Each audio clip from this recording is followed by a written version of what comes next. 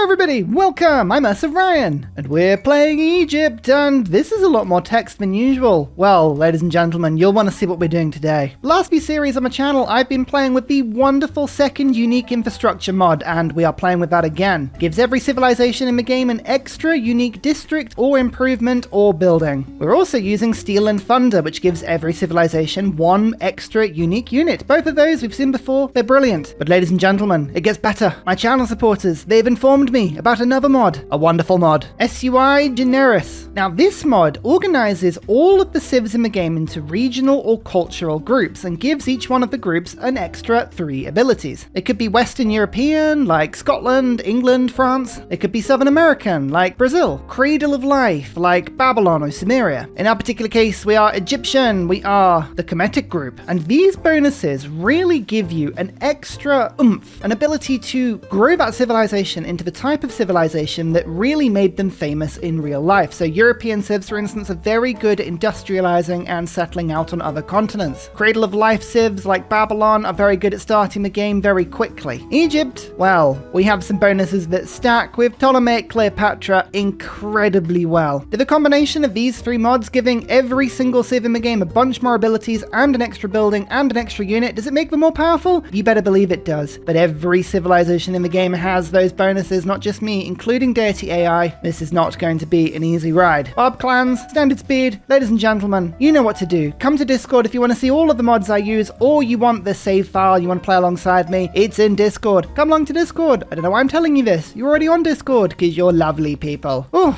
need to catch a breath. Let's go. Turn 1, and of course we're playing Egypt, which means I have spawned us into a wetlands map. However, this wetlands map is a little bit different to the usual ones. Not in the way that I've set it up, which is a little bit like this, but when I spawned in, I noticed one important thing. I wasn't on floodplains. Now, for Egypt, that is a very, very big problem. I get extra production towards districts and wonders next to a river. You know this, we don't get damage from floods. This doesn't flood. This is not floodplains. You can see if I click 4 on my keyboard and look at the settle lens, there are no floodplains around here. There is to my left, but not where I've spawned. So already I am intrigued. This is an interesting start for Egypt. We're gonna have to go and find our floodplains. Ptolemaic Cleopatra makes resources along floodplains receive +1 food and +1 culture. It also gives floodplains +1 to appeal rather than -1. So remember, preserves on floodplains? Yes. We then have the Generis bonuses. All floodplains produce 1 food, 1 gold, and 1 faith. Yes, it's powerful. Don't worry. Everyone has abilities like this. Everyone is expanded. Resources on river tiles provide double their normal yields. Just rivers. That isn't floodplains, just rivers. We also start the game with the irrigation and masonry boosts unlocked. So we can already get to plantations and pyramids nice and quickly. It's a nice little quality of life thing if you're trying to play Egypt. We have our chariot archer. We have a unique melee unit that has 5 combat strength versus damaged units. It's a swordsman replacement. It requires a little bit less iron and it's a little bit more powerful. Oh no, it's exactly the same melee strength. It's just +5 against damaged units. So it's okay. It's not too bad. Combined with the chariot archer though, we might have pretty decent little 1-2 punch there. Hashtag bringing solely swordsman improvements back into the game. Man-at-Arms hasn't ruined them, I promise. You know about the Sphinx, it gives +2 appeal to the adjacent tiles. It's really good for making preserves, but we've also got the Nalometer. It replaces the water mill, it gives me 2 science and 1 production to all floodplain tiles in the city. There are some cool stacking things coming along here. So we have to go and find some floodplain. This might be quite the pilgrimage because yes, this is a river tile, right? But it isn't floodplain, so we could settle here and we would get this rice activated, which would give me another +1 food because resources on river tiles provide double their normal yields. And I believe the rice is just +1 food. Yeah, so it would give +2 instead of +1. But I'm going to send the warrior over to my left and here we go. Now we can see that there is a floodplain just next door. Oh, that appears to be a wonder star as well. It's not even difficult to think about this one, is it? Settler, on your way. So let's cross this river and see what it is. Pamukkale. Oh, and some desert above me as well. Oh. I'm going to be settling in this direction. Yeah, that's just going to happen. Terra Mirabilis, the mod is on. It changes all natural wonders and includes more into the game. I love it. It really has changed. I guess one of the things that I'm noticing at the moment, and you will have seen me use these mods quite a lot recently, I've played over 6,000 hours of Civ. They have just freshened the game up. Different abilities, different improvements, different strategies, different synergies. I've been really able to get my teeth into something a little bit different recently. I hope you're enjoying it? Let me know in the comments. You enjoying seeing a little bit more Civ 6? A little bit different. This is a 2-tile impassable natural wonder. It provides fresh water. It gives 1 culture and 1 gold to adjacent yields. Regional buildings within entertainment complex or water park districts provide +1 immunity to cities within range of any civilization that owns at least 1 of these tiles. So basically, we get more happiness from our water parks and entertainment complexes for the rest of the game. That's awesome. Do I cross over the river and make a turn 4 settle in order to get the era score from settling near it? I think I will, because actually that puts me on top of the wheat, which will get doubled underneath. Aha, my capital. Now, that is a city-state that has literally just appeared there, Nalanda. That is on some floodplain tiles. I am getting the +1 science per turn, but there's a chance that it might be sat on a bunch of tiles that I would like to claim for myself. So, I mean, you've given us a civilization with an absolute bunch of very, very, very early game units. So maybe we just use the...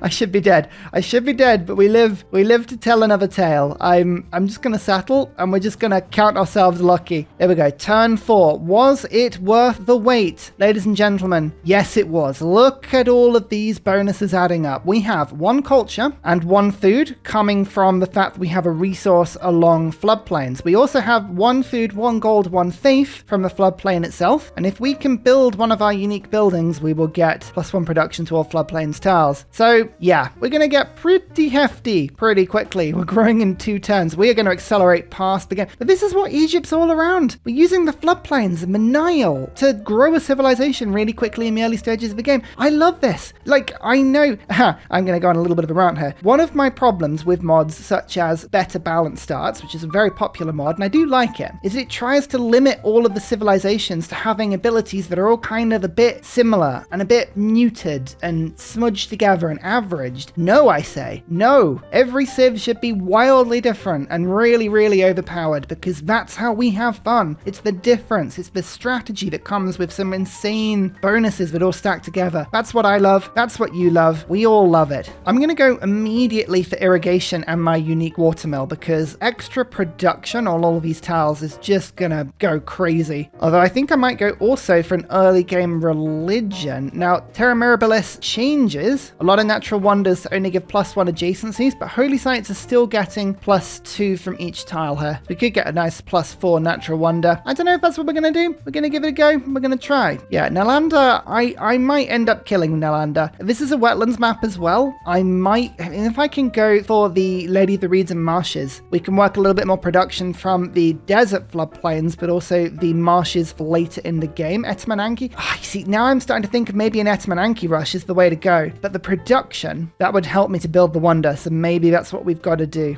I'm not bothering to worry too much right now about putting pins down. Let's just see how the game goes. Is the coast? Okay, so we're not actually that far from the coast. That's good to know. We settled on turn 4. On turn 9, we have 3 population already. And the extra production from floodplains. This is where Egypt really comes into its own on this mod. Just got a little bit of production to work stuff. And we're getting more faith per turn. That's really cool as well. Code of laws. I actually don't need to put God King in, which is cool. So urban planning and discipline. Let's unlock craftsmanship. Normally I'd go straight down to mysticism to unlock the preserve really quickly, but the Sphinx would be quite handy. No, let's go preserve, because I'm not going to build the Sphinx for a little bit. We have a lot of ancient and classical era unique improvements and units though, so I'm hoping, really, really hoping that a golden age will be fairly easy this game. Tribal village is going to help Huzzah directly to my north, which is just about to kill this Barb clan, which I can't interact with. Never mind. And Scythia next to me. That's no good. Wanted to meet you. Love to sample your hospitality. Oh, she's literally just there. Oh, I settled towards her. She has a bunch of interesting bonuses, and it looks like she has started with a source of horse, because I can see a pasture with no resource on it, which means there's a horse I haven't researched yet. Lovely. Okay, we're going to fend off quite an aggressive early game start. Now, I actually did pick up that some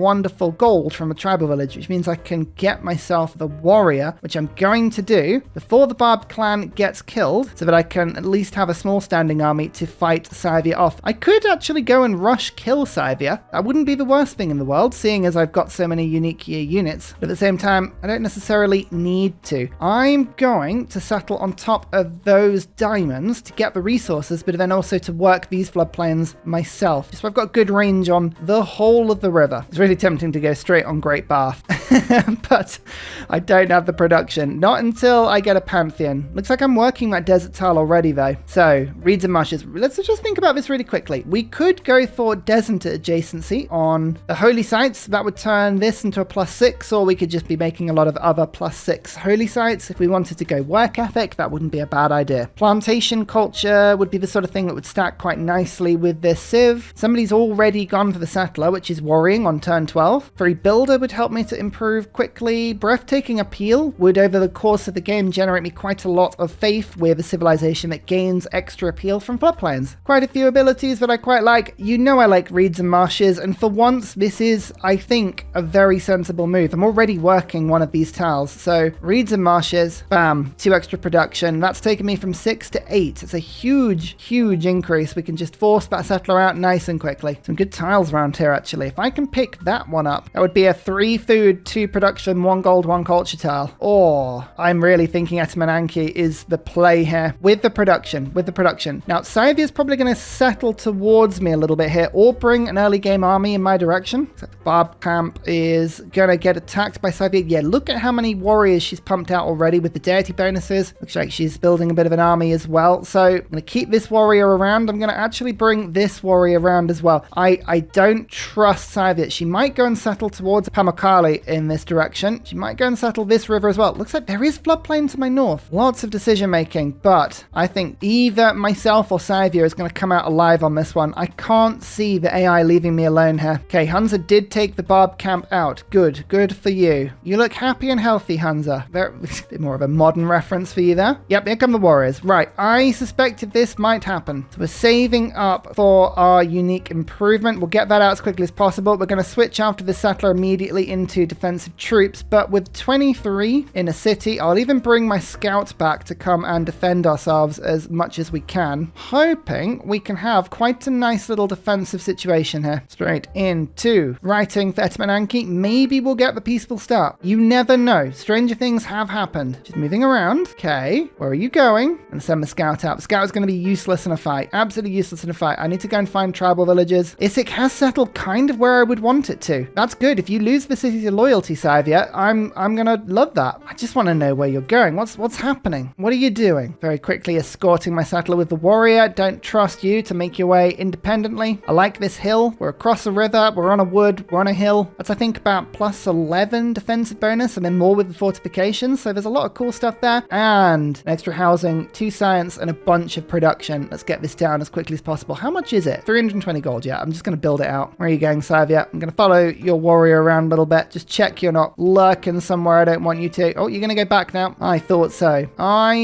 Leave me be. Oh, now it's Curtin. So Curtin, like America, is a colonial nation. So they are really good at buying and spreading into new land and making lots of extra food from resources. So they will grow really quickly. Oh, the combinations with these mods now. I'm infused to play every civilization I can. I won't play them all, but why not? It's just a lot of fun. Caguana down to my right, by the way. Good to know. He literally denounces me the turn after he meets me. Curtin, the Hawk of War, Aztecs. Oh no, we have 3 of the most aggressive neighbors that we could do here. Where are you? Oh, they're just below me. Lovely. That's just great. Okay, flood. Remember, we are immune to flooding, but it doesn't stop it putting more resources down. And, oh, it's actually put more food on a bunch of the tiles we were already working. That's wonderful. Oh, yes, please. Thank you so much. City number 2, Shedet. This city has already a lovely marsh that I can work. Let's work that immediately. There's some science on this tile. I'm assuming that means there's iron there, but I don't know if I should know about that iron. Is that supposed to be a mystery? Not sure about that one. Okay, well, let's go for mining anyway. We'll make another warrior just so that I've got at least some defensive army for the beginning of this game. Actually, no, why do that? Give myself my unique building. Yeah, it's just that the science will stack up. It's like building a library in my city that gives me a bunch of resources. It's awesome. Good to know. Another river system over to my right. These are the sort of areas I need to pay attention to and go and settle as soon as I can. Mysticism unlocked. Let's go early empire, see if we can go for Omani into Nalanda, who wants a campus. I guess I could build a campus and just ignore religion. Okay, Aztecs also denouncing me. They have suddenly 262 military strength. I don't like this. I don't like this at all. Where's your warrior going? Okay, bam. Here is my unique improvement. Extra production on all floodplain tiles in my city, but extra 2 science per turn. This means that I can now build Etmananki in 13 turns, which I would love to do. It would set me up in the game so well. 2 science, 1 production on all marsh tiles, and then 1 science, 1 production on all floodplains. Given the fact that the Great Bath was built already, I feel like this game is not going to mess around with yields and districts generally. 13 turns is quite a long wait. You know, you miss every goal you don't shoot at. Hang on, what, you don't try anything that you miss? There's a phrase in there somewhere. I don't know where the phrase is. It's going to buy some tiles. Let's go for 1, 2, and then I'll switch over to this city and go for 3, like so. Let this tile be worked first. I really, really would like to preserve some of these areas, but I'm thinking, to be honest, not every area is going to be a preserve area. This is going to be quite industrious floodplain that I would like to put stuff down on, so I think I might just Etmananki there. Cool. And it's on the river, which means I get extra production towards it. 13 turns. Feels like quite the stretch, but we'll go for it. We'll give it a good go. What could go wrong? What could go wrong? My diamonds. I can sell the diamonds if I want, if I need to. If I see Scythia amassing troops, maybe I'll give it a go, because I can always claim her money from her, and then when she declares war on me, I get my asset back. Look how fast this started. I'm on 7 pop already, and Scythia's only on 6, and she has 1 more city than me. It's like, zoom! Brussels over in that direction. I'm the first meet. Oh, I get an extra production towards Etmananki. Nice, nice, nice, nice, nice. New population. Oh, even better. We're just giving it a good effort, you know? The problem is, this is Deity AI. The chances are someone is going to claim it. This is a wetlands map as well, so the AI is brutal at stealing. I mean, we've already seen Great Bath go. They will steal wonders left, right, and center. They will not respect the fact that Egypt is supposed to get all the wonders. All of them. Well, not all of them, just the ones I want. So we have early empire now, which means we can give ourselves the colonization card if we'd like to. I'm just gonna stay put with what we've got for now. I really should improve some tiles, but Armani, go and tour to Brussels first. Let's go and find out what's going over in that direction, and then Nalanda. Actually, no, we'll send you to Nalanda. I'm more curious about what's going on the other side of me. Yep, I was halfway done, and it's been taken. Turn 31 at Mananki. Never mind. Never mind. John Curtin has finished it. Oh, you jammy so-and-so, Curtin. Oh, like his science is more than doubled with that. Okay, we have our final boss. We have our final boss. So, do I want to instead set a preserve system up, making sure that we have the maximum yields in all of our floodplains? That is an alternative strategy now. Ideally, I don't want to build over the top of the floodplains, just because the floodplain tiles are so good, but I do want to make sure that the tiles I'm working are awesome as well. There's a lot of rainforest around me. To make these preserves work, I would have to put a serious shift in. Now, some tiles like this is a floodplain. If I was to buy this tile, it would make a massive difference to the appeal. This would go +5, +4, +2. Maybe getting rid of this rainforest, putting a preserve down here would make a lot of these tiles happy. I don't know if it's the immediate way to go. We might have to just hold off. Perhaps a +6 campus. Oh my lord, that's ridiculous. Pamakale is giving huge bonuses. Do we just lean into the campus? I think I might, you know. Let's just +6 it. Why not? At the end of the day, that'll give me the tech boost I need to go and attack Scythia. She's the only person that doesn't dislike me at the moment, but you know, that doesn't need to last. We can fall out with her pretty quickly. Yerevan has declared war on Australia. Australia, what are you going up to over there? What's going on, Curtin? Are you declaring war on everyone? Are you hawk of warring everywhere? One thing Scythia isn't doing is science. So this may actually turn out to be a pretty decent move. 3 era score for doing that, up to 14.4 science per turn. I'm actually going to commit to putting builders down. So we are not going to preserve around this area. There will be other floodplains, but I think I will preserve. But but this one, I'm tempted just to let be. It's just a little bit fiddly. It's a little bit fiddly of a layout of this area to make this work. Although I do have sphinxes. I keep changing my mind on this. I genuinely keep changing my mind on this one. I think Nalanda does have to die though. It's got too much marsh. It's got too much floodplain. It's just such a good area for me. So one preserve is going to go down on this tile. That'll improve these two floodplain tiles. And then Nalanda will put a preserve down on this tile, which leaves Shedet to put one down on this tile. We can make that work. We can make that setup work. Okay, right. I can't put the preserve down right now because I don't have animal husbandry to get rid of the cattle. So let's do that. Yeah. Okay. We have a sort of a rough plan randomly appearing now. Muscat, the other side of Nalanda. My goodness, there's a lot of stuff around. Nalanda bows to me, and I have a wheel, which gives me heavy chariot and my chariot archer. 35 range strength, 4 movement. It's just wonderful. I think we are going to rush it. Does it count as a ranged unit? It does. I want to put a Gogi into my government and start spamming these, and I think we are just going to go after Scythia, and I'm going to levy Nalanda and bring their units into battle as well. And all 4 cities, well, I think we'll take them all. I think we'll take them all. We're going to be aggressive, floodplain, hoarding Egypt. There you go, craftsmanship. Agogi, get in there. Confirm policies, done. Rakadet,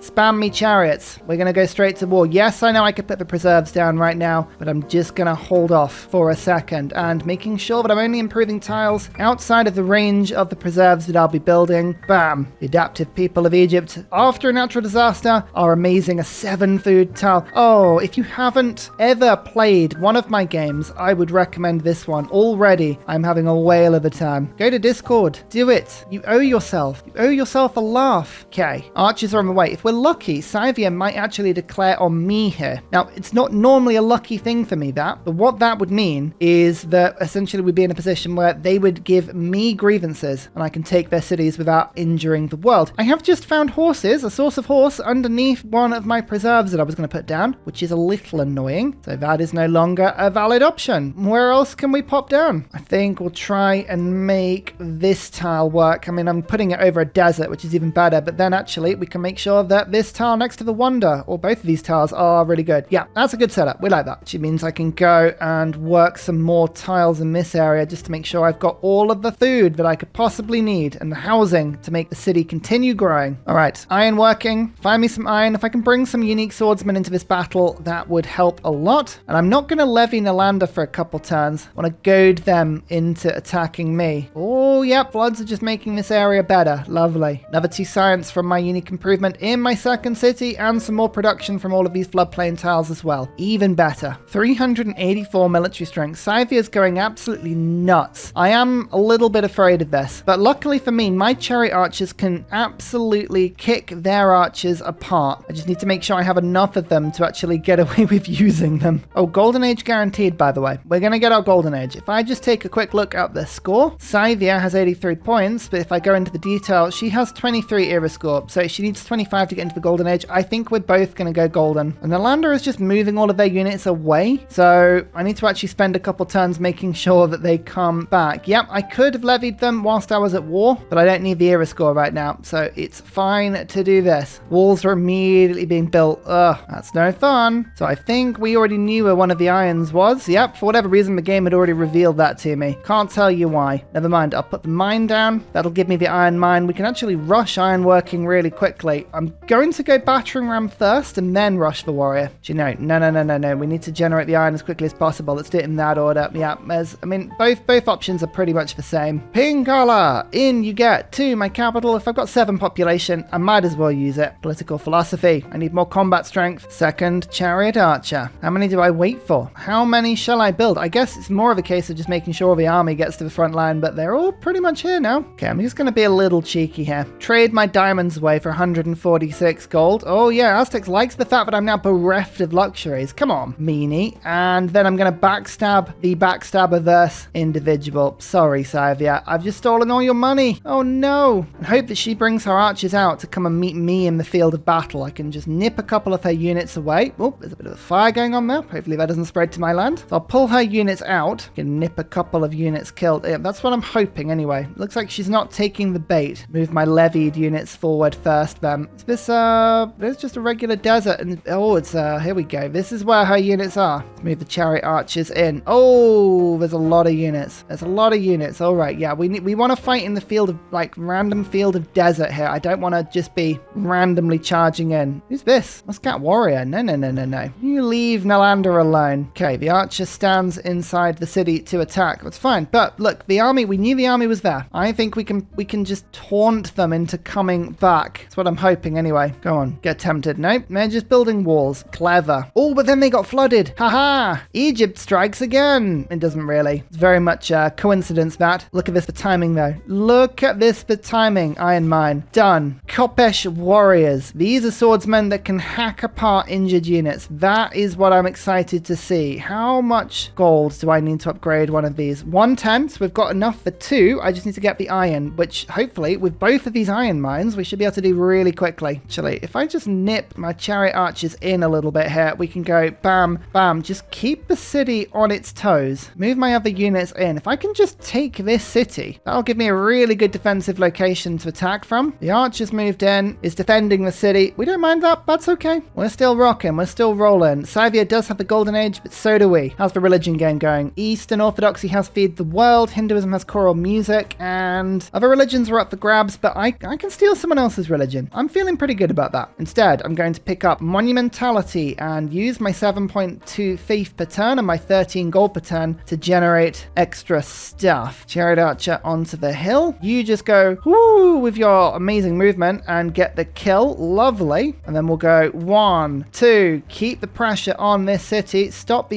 anyone from doing any damage. Look, these are all levied units. I can go ham with them. In you go. Yes. Charge. Charge, I say. It's all about that early game rush, you know? You need to just keep momentum going. This fire that's ripping through the rainforest over to my right is going to be really, really handy later on. It'll give some brilliant yield areas, and I do kind of want the horses over in this direction, so I'm going to go out and settle towards it with a settler like this. Thank you, monumentality. Beautiful. Just means we can continue settling even though all of my economy is going to war. Yep, okay, that's fine. You attack my levied warrior. If that's how you want to play, that's how we play. I don't mind at all. So I don't need all of my attacks against Issyk. I think we can just get away with making 2 attacks and moving my warrior in here. Bam. City's mine. It's loyal, more importantly, and look at how much better these tiles are. These were Egyptian tiles, okay? Let's just accept that they're better in my hands. I want to get that archer kill if I can, but we'll just attack the warriors coming in just to make sure they can't overwhelm me. Second source of iron. Apprenticeship boosted now. Brilliant. 21 science per turn is pretty mad, actually.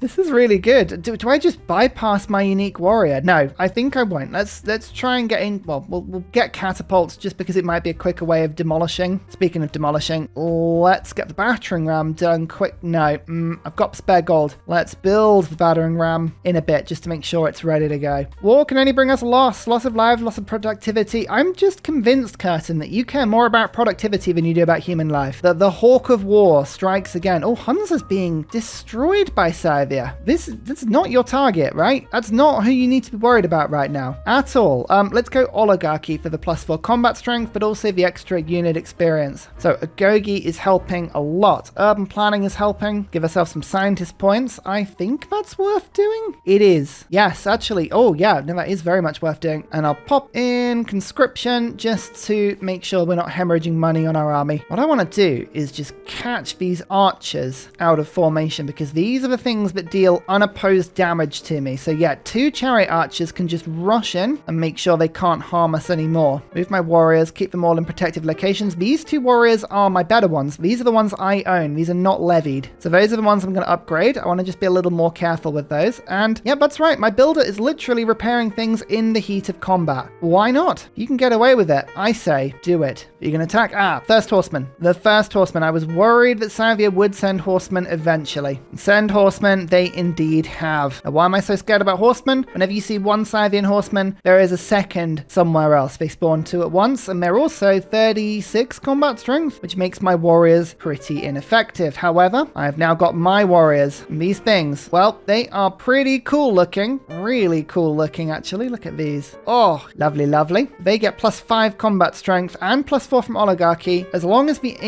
unit that I'm fighting is injured. So the horse archers, or chariot archers I should say, are the ones that hopefully are going to I'd be able to just wheel around here and get some good damage on these horsemen. Yeah, actually, oh yeah, we've done some good damage. One, oh, I thought we might be able to just press the horseman to get the kill there. We didn't quite, but no worries. Look at the difference in damage now. My warrior could just run across and kill that horseman almost immediately. Now, I need a battering ram. Anyone want to trade with me? No one wants to trade with me. Everyone denounced me so quickly. How very dare you. We'll work on them. Oh yeah, no, another chariot archer. We've got one of these. Don't need to build a battering ram. We'll do that in our own time. And I'm not going to bother cutting out the cattle. I'm just going to put the preserve down immediately. Let's just get this working now. Balance economy and war. Make sure we're not focusing on one thing over another. Okay, my levied warriors are absolutely paying for themselves right now, just in the amount of damage they are absorbing. Here's my warrior. Let's just actually make you cross the river, which is quite a difficult attack, but I do get promotion. 8 extra combat experience from that attack. Wow, that's really cool. Can I move you into my city and give you garrison as I build a second? No, I need some more iron. That's fine. In that case, I will pick up a battering ram. I need 1 more gold. Why has everyone denounced me? I can sell 1 diplo favor. This is a terrible deal, but I literally need 1 extra gold, so I will do that.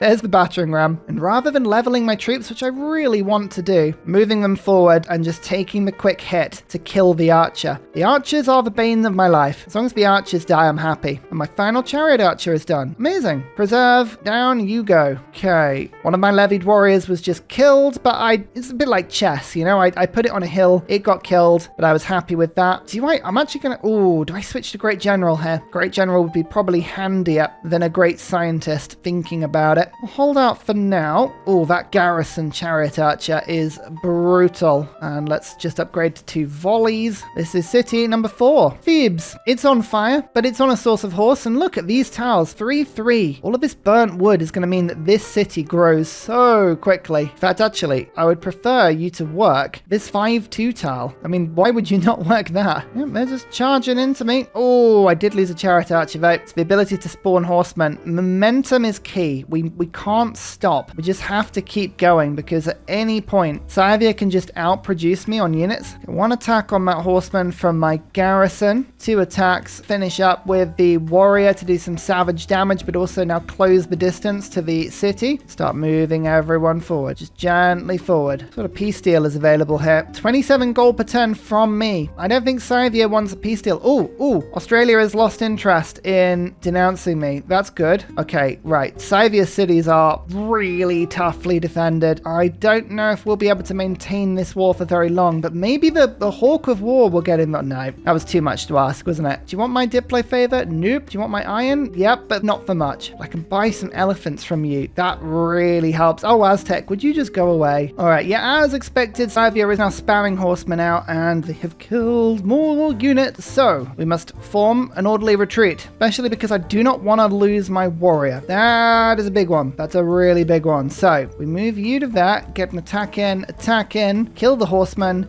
move my swordsman back to the city center. That will help me to defend. We're just going to have to resupply, go again, you know? But that's okay. I can move things like scouts in the way, sacrifice the scouts, just stop my real powerful units being killed here. Going for preserves, but maybe preserves wasn't the move. Maybe we do, in fact, need to be just going for more and more troops. Yeah, look at this. The horsemen are now beginning to charge like there's no tomorrow. Overall, not a problem, but I just need to keep killing them. Moving my injured troops now to the back line, keeping everyone that needs to be safe, pulling everyone back, and just making sure we get more and more kills. No! Come on, that should have been a kill. Never mind. Yep, more appear every turn. Huzzah has been taken over. Interesting. I could, in theory, take advantage of this opportunity, claim the city as my own, and not trigger an emergency whilst I do it. I mean, that is quite tempting, don't get me wrong. It's a lot of floodplain. Alright, I think Huzzah is our target rather than their capital, just while I restock and resupply a bunch of armed units here. 1, 2, 3. Good. Horseman killed. As long as we're killing a horseman every turn, I feel a little better about it all. Preserve, done. But Grove is 8 turns. I do not have the luxury right now. More chariot archers. Second unique warrior, though. They're just going to keep charging me, though. Oh, I knew leaving that unit there was dangerous. Okay, yeah, we need more troops. We need to resupply the front lines with more troops. Luckily for me, these horse archers, they're scary, but they're very, very killable. And I've now got a piece of salt. That helps. Can I buy this from Australia? I can. Okay, fair enough. Oh, I really hope I haven't got this glitch with the Aztecs where sometimes the game crashes if you take a resource. It's a bit of a bug. It's really annoying. I've had it happen a couple of sessions in a row. I haven't really mentioned it because I've been able to get around it by resetting the game and just not showing you all. But I'm hoping it doesn't like... No, we've gone through it. Okay, good. Right, fine. For a second, I was like, that is certainly a bug. Bug in process. Reload my chariot archers whilst I've got a turn. Peace now. Peace is being offered now. Interesting. If I use the river as cover, I think I could probably advance along here with a little bit more safety. Let's get that attack going. Move you to this tile. Start to clip some more units here. Yeah. Send a trader back to my own lands. Get that road in place and boost currency, which is now done as well. Yeah, I'm hurtling towards apprenticeship. This feels very strange given the fact that I have a unique unit, but I think it's worth it. I'm also selling a source of horse in order to buy a tile, which I will then unimprove later, but right now I need the diamonds because I can then sell these on. Look at that. It's all about economy. Got 11 turns left on the lander. That's more than enough time to get some use out of another unit, so we're just going to work this one through. Charge, take Huzzah, build more units. Always more units. Early game wars are often lost because you just don't commit enough to the front line. We will not make that mistake here. Also going to switch over to a great general. Feels weird, I know, especially being this close to a great scientist, but I need a great general. It's going to massively take the pressure off a lot of this. And, okay, right, they charged out, but they're attacking the city by doing that, which is not a very clever long-term move for them. And now I've got my unique unit on the front line that can do a bit of damage. Bam. Attack, and then move you, get the attack and kill. Good. You see, look, this is good. Yeah, they're just continuing to attack and counterattack and counterattack and counterattack. I have momentum here, and I think I actually have an opportunity now to attack Huzzah, or at least try to before it sticks its walls up. And finally, a very special shout out goes to Glorious Petra, Matthew Wilkinson, Paul Coffey, Portland, Clint Hennis, Scott Stratton, Major King Kong, Skeptical Bear, Cinnamon Beard, Radiatore, Private Selection, Genoa Salami, Callum Billy, Garrett Gowan, Polar Beret, El Truant, Creston, RB Hedged, Mushkin Mandletort, Burial, I'm Daft, Gooberman, Dr. Bobby, Polar Wallabear, Mixomatosis, NTG Golfman, Victor McPupster, Indigenous 68, Technology Poet, Teddy Zersa, Zaf, Barnaby Rex, Sharky Bates, Charlie Bears, Flying Dutch Burbs, Nate the Great, Alex Frost, Mean Penguin, Interplanet Janet, Mr. Awesome, Frankincense Battlezord, Sleepy Lab, Bookaluk 79, The Nickerman, Bob Loblaw, Davalex, Geography Teacher. Thank you everyone for your support. See you all in the next video. Goodbye!